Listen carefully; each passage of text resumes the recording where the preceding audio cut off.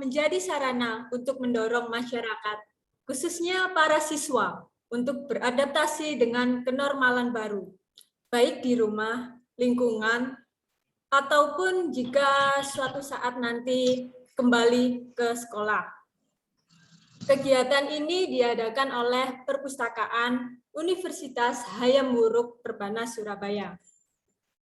Kepada yang terhormat narasumber Ibu Dr. Randa Sri Hotami, MM, Ibu Rita Erwiyah, SPD, MPD, Bapak Aditya Ramadhani, SIIP, MA, Ibu Diana Purwandini selaku PJS Kabak Perpustakaan, dan Ibu Munawaroh sebagai pustakawan ahli Perpustakaan UHW Perbanas Surabaya. Dan tidak lupa yang kami hormati Bapak dan Ibu semua peserta webinar. Pertama-tama marilah kita panjatkan puji syukur kehadirat Allah Subhanahu wa Ta'ala yang telah memberikan kenikmatan serta kesehatan sehingga kita semua dapat berkumpul di acara hari ini. Perkenalkan, saya Reza, pustakawan UHW Perbanas Surabaya. Kurang lebih 3 jam ke depan saya akan memandu berjalannya acara.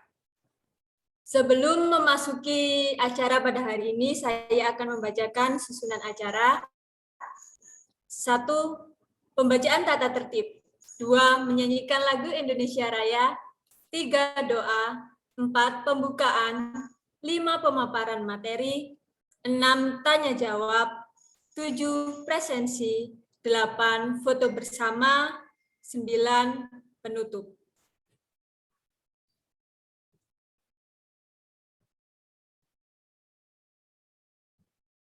Yang pertama, saya akan membacakan tata tertib.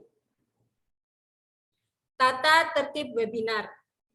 1. Peserta wajib menggunakan display nama dengan nama yang didaftarkan, asal instansi dan kota, contoh, dioeka_UHW Perbanas Surabaya _Surabaya. 2. Webinar akan dilaksanakan tepat pukul 9 WIB dengan toleransi keterlambatan 15 menit. 3. Peserta diharapkan join meeting Zoom 15 menit sebelum pelaksanaan. 4. Presensi pada awal dan akhir webinar.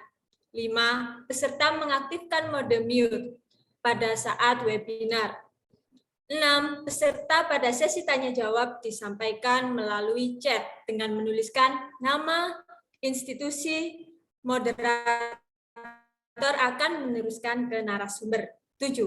Pada akhir sesi, peserta mengisi evaluasi yang akan di-share pada chat Zoom meeting. 8. Peserta diharapkan capture kegiatan untuk mengisi form daftar hadir dan evaluasi. 9. Peserta yang tidak mengikuti webinar hingga akhir tidak mendapatkan e-sertifikat. 10. Peserta yang terindikasi mengganggu jalannya proses webinar akan langsung dikeluarkan tanpa peringatan dan e-sertifikat akan dikirim melalui email yang telah diregistrasikan. Menginjak acara selanjutnya yaitu menyanyikan lagu Indonesia Raya dengan sikap sempurna. Kepada panitia dipersilahkan.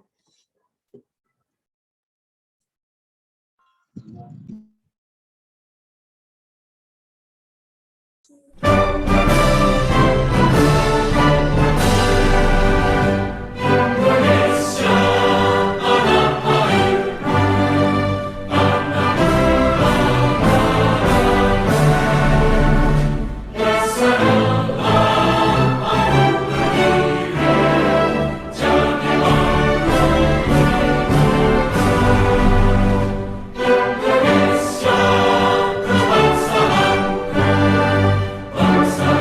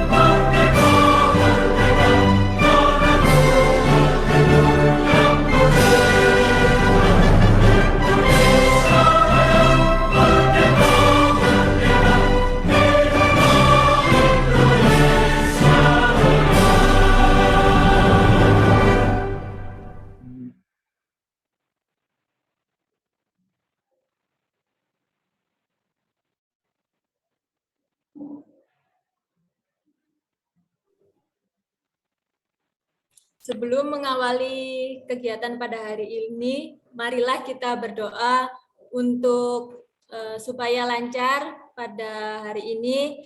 Semoga talk show berjalan lancar hingga akhir acara. Silakan berdoa menurut agama dan keyakinan. Berdoa mulai.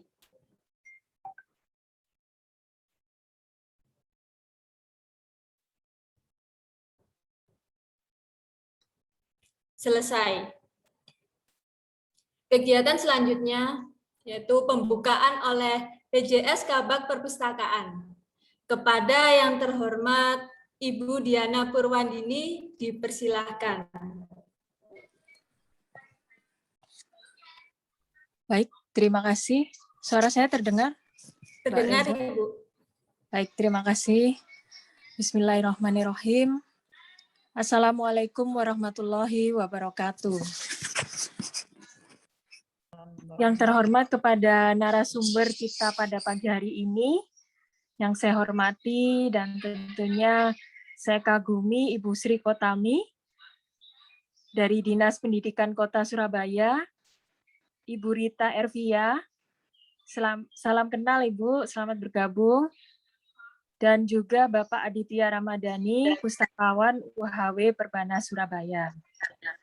Selain itu juga terima kasih kami sampaikan kepada Ibu Munawaroh, Pustakawan Ahli UHW Perbanas Surabaya yang telah menginisiasi kami khususnya di UHW Perbanas Surabaya dalam literasi sekolah. Selamat bergabung juga Bapak, Ibu Guru, dan Pustakawan seluruh Indonesia yang telah bergabung pada acara webinar kita hari ini, yaitu Literasi Sekolah Membangun Ekosistem Sekolah di Era Daring pada hari Kamis, hari ini 12 Agustus 2021. Semoga kita semua dalam keadaan sehat walafiat dalam lindungan Allah Subhanahu wa Ta'ala. Amin ya Rabbal Alamin. Baik. Sebelumnya, izinkan saya untuk memberikan sedikit pengantar dari kegiatan kita webinar hari ini.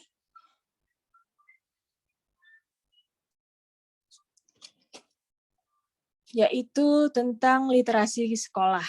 Pengertian literasi sekolah dalam konteks GLS adalah kemampuan mengakses, memahami, dan menggunakan sesuatu secara cerdas melalui berbagai aktivitas, antara lain membaca, melihat, menyimak, menulis, dan atau berbicara. Selanjutnya, GLS merupakan sebuah upaya yang dilakukan secara menyeluruh untuk menjadikan sekolah sebagai organisasi pembelajaran yang warganya literate sepanjang hayat melalui pelibatan publik. Hal ini juga tertera pada panduan gerakan literasi sekolah. GLS tidak hanya sekedar membaca, tapi sebuah upaya menciptakan lingkungan sekolah secara utuh yang di dalamnya termasuk warga sekolah, berupaya menciptakan budaya literasi. Selain membaca, seorang yang literate atau anak-anak yang literate harus mampu mengolah dan menggunakan semua kemampuan bahasanya. Target utama dari GLS yang dicanangkan Kemendikbud ini adalah menciptakan ekosistem pendidikan di sekolah yang literate. Ada 5 indikator ekosistem pendidikan di sekolah yang literate, diantaranya 1. Menyenangkan dan ramah peserta didik sehingga menumbuhkan semangat warganya dalam belajar. Kedua, semua warganya menunjukkan empati, peduli, dan menghargai sesama. Yang ketiga, menumbuhkan semangat ingin tahu dan cinta pengetahuan. Yang keempat, memampukan warganya cakap berkomunikasi dan dapat berkontribusi kepada lingkungan sosialnya. Dan yang kelima, mengakomodasi partisipasi seluruh warga sekolah dan lingkungan. Sebab itu tadi khususnya dalam sistem pembelajaran daring yang saat ini sedang berjalan, bersama-sama guru dan pustakawan bekerja sama untuk tetap menggiatkan literasi sekolah. Baik, bagaimana lebih jauh nantinya akan disampaikan oleh para narasumber yang luar biasa pada pagi hari ini, insya Allah hingga siang nanti. Baik Bapak Ibu semua, selamat berwebinar. Semoga apa yang dapat dipelajari hari ini dan bisa memberikan manfaat kita bisa selalu menebar kebermanfaat untuk semua, khususnya untuk peserta didik di sekolah. Amin ya Rabbal Alamin. Salam sehat selalu dan selamat mengikuti webinar literasi sekolah membangun ekosistem sekolah di era daring. Tanpa panjang lebar lagi, saya akhiri, saya kembalikan kepada Mbak Reza sebagai moderator. Terima kasih. Wassalamualaikum warahmatullahi wabarakatuh. Waalaikumsalam warahmatullahi wabarakatuh. Terima kasih Ibu Diana. Sebelum memasuki pemaparan materi, saya akan mengingatkan, dipersilahkan kepada Bapak atau Ibu yang ingin bertanya, bisa menuliskan di chat kolom komentar Zoom dan diberi nama, instansi, dan pertanyaan untuk siapa. Akan kita bacakan pada sesi tanya-jawab. Langsung saja menuju pada acara inti, yaitu pemaparan materi. Kepada narasumber pertama, Ibu Dr. Randa Sri Khotami, MM. Untuk waktu dan tempat, saya persilahkan.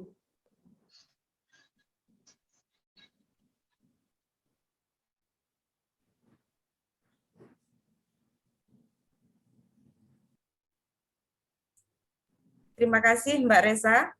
Untuk cek sound dulu, apakah suara saya bisa didengar? Terdengar jelas, Ibu. Oke, terima kasih. Bismillahirrahmanirrahim. Assalamualaikum warahmatullahi wabarakatuh. Waalaikumsalam warahmatullahi wabarakatuh. Yang saya hormati Mbak Diana selaku PJS Kepala Pustakaan UHW Perbanas Surabaya. Yang saya hormati senior pakar pustakawan yang luar biasa, Mbak Munawaroh, merupakan juga sesama alumni bersama saya. Mbak Munawaroh, yang saya hormati. Yang saya hormati Ibu Rita dan Mas Aditya selaku narasumber kedua dan ketiga. Dan yang saya hormati seluruh peserta webinar Universitas Hayamuruk Perbanas Surabaya yang hari ini hadir dari berbagai kota, berbagai daerah, dari berbagai jabatan juga. Selamat datang di webinar UHW Perbanas Surabaya. Perkenalkan, saya sudah disebut namanya. Adalah saya Ibu Dr. Randa Sri Khotami, Magister Manajemen dari Dinas Pendidikan Kota Surabaya. Mohon izin Mbak Muna, moderator, saya diberi waktu sampai jam berapa ya? Tolong diingatkan. 30 menit, Ibu. Sampai Dari 9, ya, Mbak. 9.50. Ya, 30 menit. nanti sambil diingatkan juga ya, Mbak. Siap, Ibu. Baik, terima kasih. Mohon izin untuk share materi ya, yang mungkin juga nantinya akan menjadi bahan diskusi kita.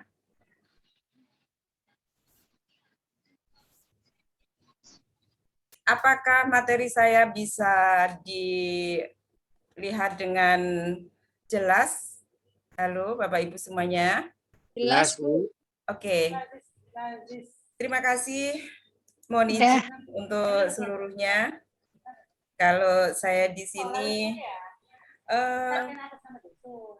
yang saya akan sampaikan, Bapak Ibu, peserta webinar adalah sistem pembelajaran melalui daring dan luring di masa pandemi COVID-19.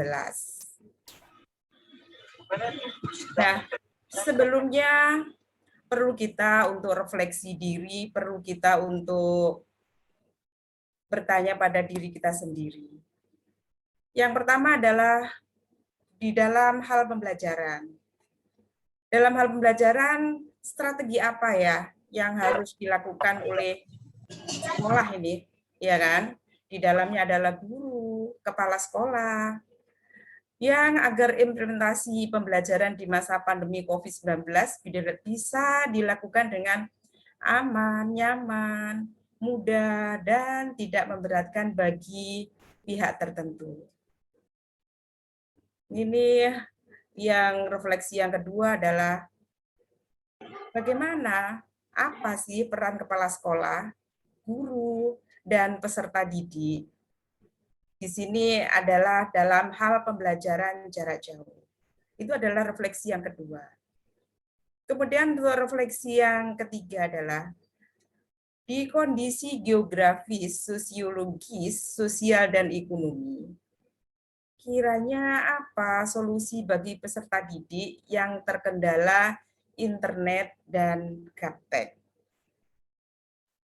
Nah, disinilah barulah akan muncullah strategi apa di dalam pembelajaran yang harus dilakukan oleh sekolah. Di sini adalah pendidiknya atau guru dan kepala sekolah tersebut. Menjawab dari refleksi yang 3 hal tadi. Akhirnya berpikirlah bahwa di dalam pembelajaran jarak jauh, ya kan, di sini sebelum melakukan pembelajaran jarak jauh (PJJ) pada saat ini, sekolah dalam ini semestinya mengetahui dululah karakteristik para guru, tenaga kependidikan, serta orang tua, peserta didik dalam penguasaan teknologi ilmu komunikasi.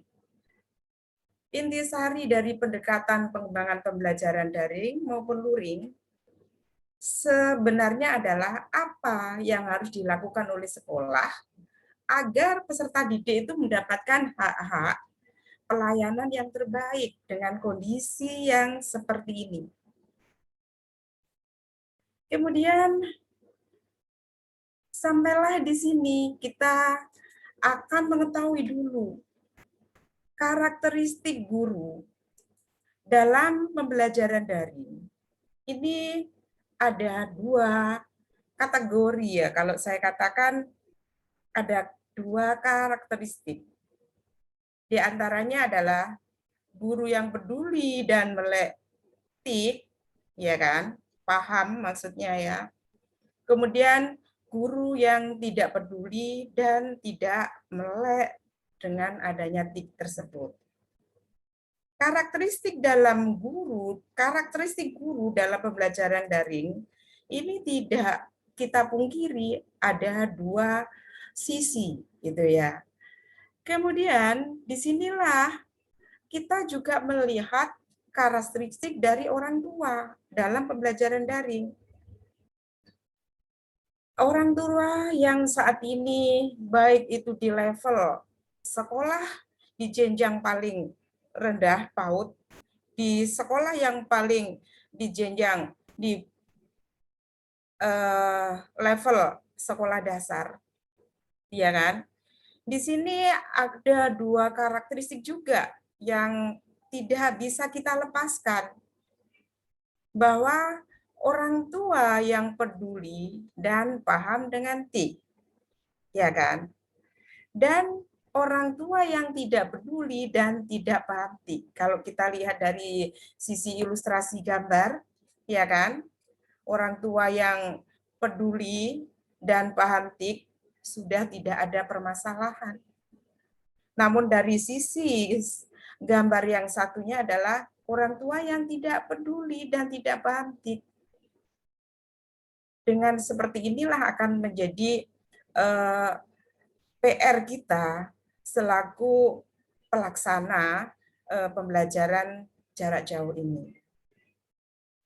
Kemudian barulah kita beralih. Lalu apa ya peran kepala sekolah dalam pembelajaran jarak jauh ini? Disinilah untuk kepala sekolah seharusnya pastinya sudah menetapkan model pengelolaan satuan pendidikan darurat, ya kan? Di sini selama PJJ menentukan sistem pembelajaran, menyediakan sumber belajar baru, utamanya sumber belajar yang menarik bagi peserta didik, guru dan orang tua, dan melakukan pembinaan serta pemantauan kepada guru. Ini ada kerjasama antara kepala sekolah dengan guru, komite, orang tua, dalam penyediaan sumber belajar baru yang dipandang penting dan dibutuhkan bagi peserta didik. Penyediaan sumber belajar. Ya Bapak Ibu ya, inilah sumber belajar itu bukan satu-satunya guru sebagai sumber belajar pada saat seperti ini. Baik, saya akan beralih bahwa seharusnya di sini dalam arti ini adalah kepala sekolah sudah semestinya pasti sebagai pucuk pimpinan sudah mendorong guru dan orang tua untuk mendesain pengalaman belajar yang bermakna bagi peserta didik. Membuat apa? Membuat rencana berkelanjutan pembelajaran. Yang seperti apa? Ya kan? Inilah yang akan terjawab nanti. Ya kan? Karena tadi ada unsur yang bertanggung jawab, di antaranya adalah sebagai pelaksana adalah di kepala sekolah merupakan leadernya. Kemudian sebagai ujung tombak pelaksana PJJ, apa sebenarnya peran pendidik pada pembelajaran jarak jauh? Peran pendidik pada pembelajaran jarak jauh ini adalah pendidik memfasilitasi pembelajaran jarak jauh secara daring, secara luring, maupun kombinasi keduanya sesuai dengan kondisi dan ketersediaan sarana pembelajaran. Ini yang memfasilitasi. Lalu bagaimana di proses pembelajaran luring dapat dilaksanakan? Dengan menggunakan apa? Ingat, kita ini ada dua sisi siswa dari latar belakang yang beragam. Bagaimana anak yang tidak mempunyai ketersediaan sarana prasarana? Proses pembelajaran luring dapat dilaksanakan dengan menggunakan diantaranya adalah media buku, ya kan? Modul, bahan ajar dari lingkungan sekitar. Nah, disinilah topik yang menarik, bagaimana UHW Perbanas Surabaya menggagas bagaimana literasi di era daring ini seperti apa. Karena apa? Anak-anak yang peserta didik, siswa dalam arti yang tidak memiliki sarana prasarana yang memadai, inilah yang harus kita fasilitasi dengan luring. Dengan apa? Dengan menggunakan modul-modul yang betul-betul sudah disiapkan, media-media. Baik menggunakan media televisi, kalau di mungkin saat ini dulu masih programnya dari pusat adalah TVRI-nya, kemudian kalau di Surabaya ada SBO, saat ini menjadi Jawa Pos TV. Jadi Surabaya sekarang untuk memfasilitasi siswa-siswi sekolah dasar adalah di Jawa Pos TV. Kemudian kalau di jenjang SMP adalah TV 9. Nah, kalau menggunakan radio mungkin ini perlu adanya kerjasama. Saat ini belum, untuk di radio masih hanya sebatas informasi-informasi penyampaian hal-hal yang terkait dengan pendidikan, tapi yang hubungannya dengan pendidikan. Tapi kalau kerjasama dengan radio di Surabaya, nggak tahu kalau di daerah lain ya, belum. Tapi kita sudah di SBO dan sekarang beralih ke TV Jawa Pos TV. Kemudian Bapak Ibu, lalu bagaimana dengan kondisi geografi, sosiologi, sosial, dan ekonomi? Apa strategi pembelajaran yang sesuai, gitu ya kan? Nah, Strategi pembelajaran yang sesuai, jaringan internet yang tidak merata, kadang-kadang tergantung dari amalan jaringan gitu ya. Pada saat mengikuti pembelajaran oleh gurunya, tiba-tiba jaringannya tidak mendukung. Kemudian siswa yang tidak memiliki sarana prasarana tadi. Ini yang akan menjadi suatu perenungan, kita harus menggunakan pembelajaran seperti apa, gitu ya kan. Oke. Nah, pembelajaran yang untuk menjawab strategi pembelajaran yang sesuai dengan kondisi anak yang latar belakangnya yang tadi kita refleksi diri tadi ya, yang kondisi ada dukungan orang tua, ada yang orang tua tidak mendukung, sarana prasarana yang tidak mendukung, dan seterusnya. Blended learning adalah solusinya. Kepala sekolah sudah sepatutnya nih ya, sekolah ini ya kalau saya katakan ya, mendorong untuk melakukan kegiatan pembelajaran di sekolah dengan strategi yang sudah ada. Nah, inilah kita akan bicara tentang blended learning. Blended learning ini merupakan metode pembelajaran yang memadukan ya, pertemuan tatap muka dengan materi online secara harmoni. Jadi keduanya dipadukan antara tatap muka atau dengan materi yang online gitu ya kan. Yang kedua adalah apa yang namanya aja blended ya. Apa sih yang diblenderkan gitu ya kan? Adalah dua unsur utama. Di antaranya dua unsur utama itu apa? Pembelajaran di kelas, classroom lesson, dengan online learning. Mengapa blended? Ya kan? Karena nyaman digunakan, juga untuk menjaga jarak dari kerumunan yang dikhawatirkan membahayakan kesehatan pada saat ini. Inilah Bapak Ibu.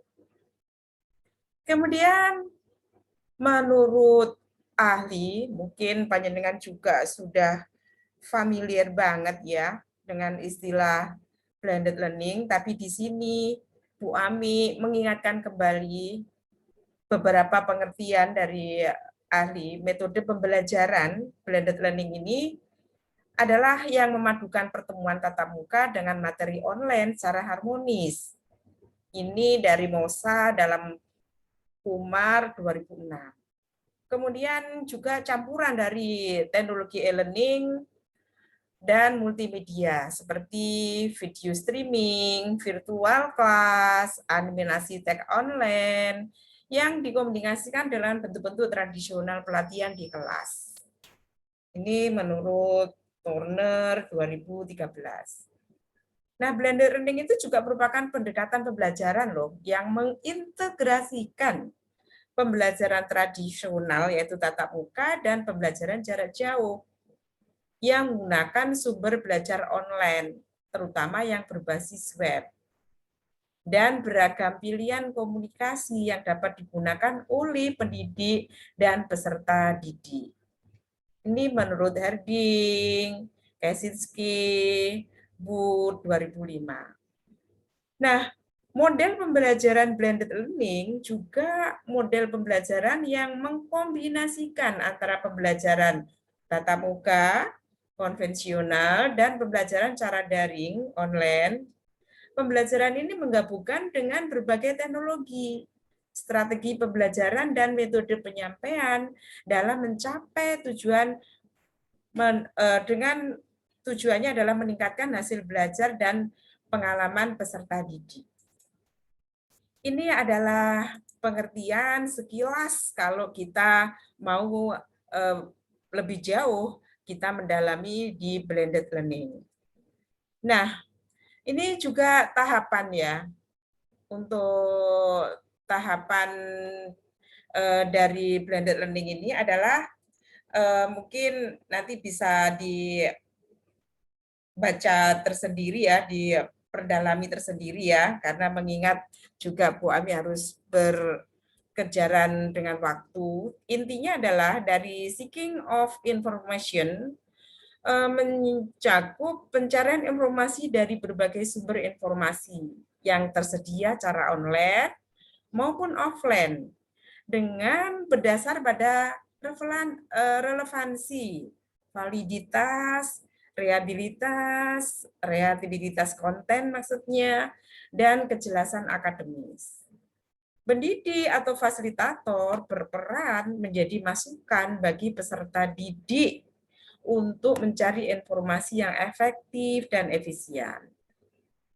Nah, juga diperkuat dasar dari blended learning adalah dari acquisition of information, bahwa peserta didik secara individu maupun secara kelompok, kooperatif, kolaboratif, berupaya untuk menemukan, memahami, mengkonfrontasikannya dengan ide atau gagasan yang telah ada. Dalam pikiran peserta didik kemudian menginterpretasikan informasi atau pengetahuan dari berbagai sumber yang tersedia, sampai mereka mampu mengkomunikasikan kembali dan menginterpretasikan ide-ide hasil investasinya menggunakan fasilitas. Yang terakhir, menurut Sentencing of knowledge, ya kan, peserta didik mengkonstruksi atau merekonstruksi pengetahuan melalui proses asimilasi, akomodasi, bertolak dari hasil analisis, diskusi, dan perumusan kesimpulan dan informasi yang diperoleh. Jadi ini adalah dasar dari blended learning tahapannya, ya kan. Nah ini 5 kunci utama ya untuk keberhasilan blended learning ini adalah yang pertama adalah live event. Jadi di sini adalah bagaimana pembelajaran langsung atau tatap muka secara sinkronus dalam waktu dan tempat yang sama, ataupun dalam waktu yang sama tapi tempat berbeda. Ya kan? Ini bisa dibayangkan. Karena saat ini kita rencana tatap muka pun kita nggak 100 tatap muka, nggak 100%, tapi adalah persentase. Ya kan? Kita nggak tahu kapan kita ini tatap muka, kapan anak-anak sudah rindu sekolah. Tapi kita sebagai pelaksana ujung tombak, hai para guru, kita sudah bagaimana merancang pada saat nanti kita betul-betul harus tetap ada pembelajaran jarak jauh bersama siswa-siswi kita, karena kondisi yang tidak memungkinkan 100% anak-anak untuk hadir di sekolah. Kemudian kunci utama keberhasilan yang kedua adalah self-pacing learning, mengkombinasikan dengan pembelajaran mandiri, ya kan, yang memungkinkan peserta didik belajar kapan saja, di mana saja, secara online. Kemudian ada kolaborasi, mengkombinasikan kolaborasi, baik kolaborasi peserta didik maupun kolaborasi antar peserta didik. Ini kuncinya adalah di situ. Assessment, ya kan? Bagaimana penilaiannya? Pendidik harus mampu meramu kombinasi jenis assessment online dan offline, baik yang bersifat tes maupun non-tes. Ya kan? Ada proyek kelas. Kemudian performance support materials. Pastikan bahan belajar disiapkan dalam bentuk digital, dapat diakses oleh peserta didik baik secara offline maupun online. Ini adalah kunci utama kalau blended learning ingin berhasil. Ini adalah menurut Karman 2005. Nah, aplikasi apa ya? Beberapa aplikasi penunjang untuk pelaksanaan blended learning, aplikasi Google Classroom. Banyak sih kalau saat ini ya, mungkin yang tertuliskan di sini adalah sebagai contoh saja ya. Guru itu sudah hebat banget ya. Dengan adanya hikmah 2 tahun berjalan kita masa pandemi COVID-19. Ini guru-guru sudah luar biasa jelajahnya, ya kan? Aplikasi-aplikasi sudah betul-betul mendarah dagingnya. Kalau Google Classroom ini manfaatnya adalah mengelola pembelajaran di kelas. Perpustakaan digital lah ini, ya kan? Bagaimana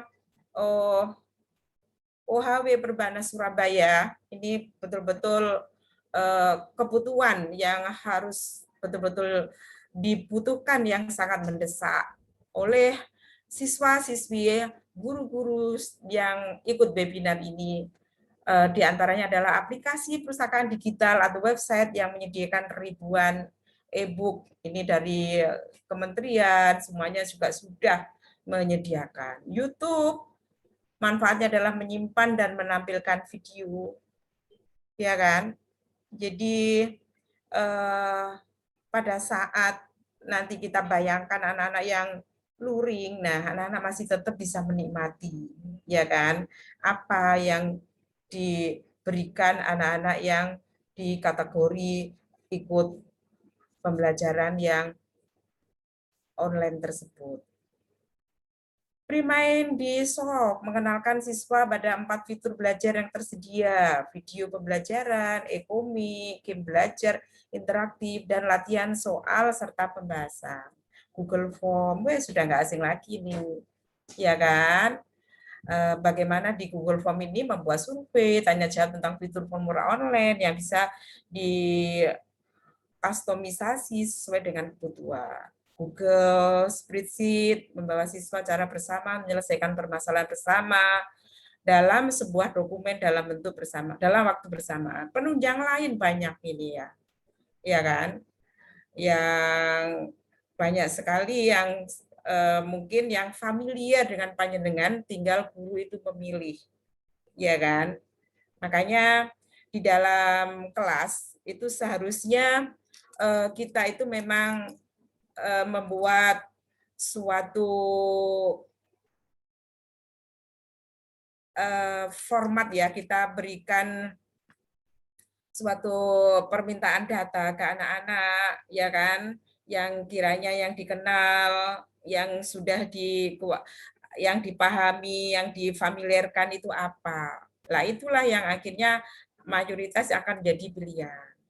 Makanya di kelas itu sekolah sudah harus mengkategorikan ya, mengkategorikan mana anak yang dalam sistem atau strategi pembelajaran di dalam pelaksanaan pembelajaran, dia itu masuk di kategori apa? Kategori A, yaitu sarana prasarana menunjang, kategori B, tidak begitu lengkap sarana prasarana, dan kategori C yang tidak mempunyai di kategori A dan kategori B.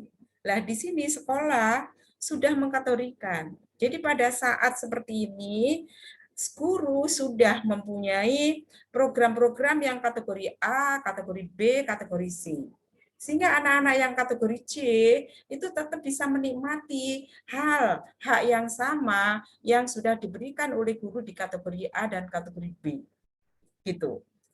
Nah, selanjutnya adalah bagaimana ya kalau platform situs pembelajaran online itu banyak ya yang harus dalam arti sering kita manfaatkan ya kan, dan juga kita sosialisasikan ke orang tua, ke anak didik kita ya kan. Di antaranya adalah rumah belajar. Ini adalah salah satu aja yang Bu Ami berikan di sini ya kan, dengan alamatnya ini. Meja kita ya kan, Indonesia X, Google for Education, Kelas Pintar, Microsoft Office 365, Weber School, Ruang Guru, Sekolahmu, Genius. Ini adalah salah satu. Nah, ini platform ini betul-betul yang harus kita juga kenalkan kepada anak-anak, kenalkan kepada orang tua, kenalkan pada apalagi kita selaku ujung tombak, hai para guru, ya kan, guru hebat ya. Kalau saya katakan guru yang luar biasa, yang hebat luar biasa adalah guru sekolah dasar.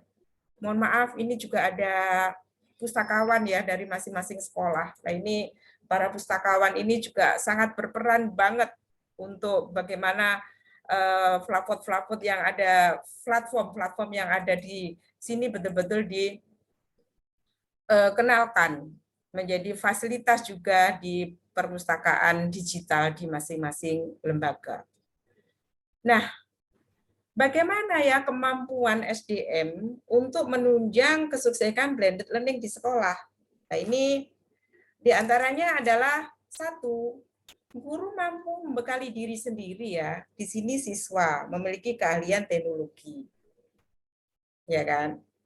Ibu Ami, mohon Dalam maaf mengingatkan kurang 5 menit lagi, Bu. Oke, baik. Ini guru Makasih. adalah seperti ini, fitur pelayanannya, kemudian siswanya, aplikasi dibutuhkan, orang tuanya adalah ini, kemudian model-model dari blended learning adalah seperti ini, ada tatap muka di 1 dan 2, kemudian di tengahnya adalah aktivitas online dan tatap muka di akhir, kemudian model-modelnya adalah pertemuan, ini adalah kombinasi pertemuan 1, 2, tatap muka offline.